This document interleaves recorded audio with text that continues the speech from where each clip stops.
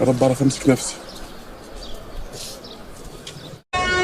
لا ما بحبش كده، ما بحبش كده، ما بحبش كده، ما بحبش كده. ولو مش مصدق نفسك بقول لك اهو، لا صدق. ايوه صدق نفسك لانك اهلاوي. انت ليه بتحب تاخد اللقطه؟ موضوع اللقطه ده اصلا انا مش محتاجه، فانا ما عنديش مشكله اصلا، هي الكاميرا بتحبني، ده مش ذنبي.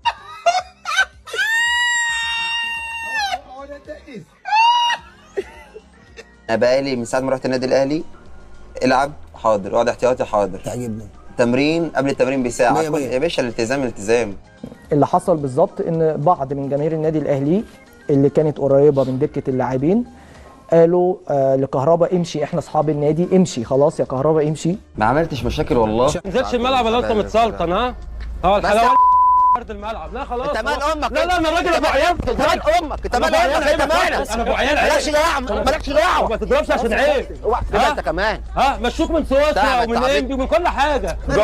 انت مال امك؟ انت مال امك؟ انت مال امك؟ كلهم شافوا كهربا وهو بيطالب بتسديد ركله الترجيح الحاسمه اللي هي الرابعه، ودخل سدد الركله وضاعت.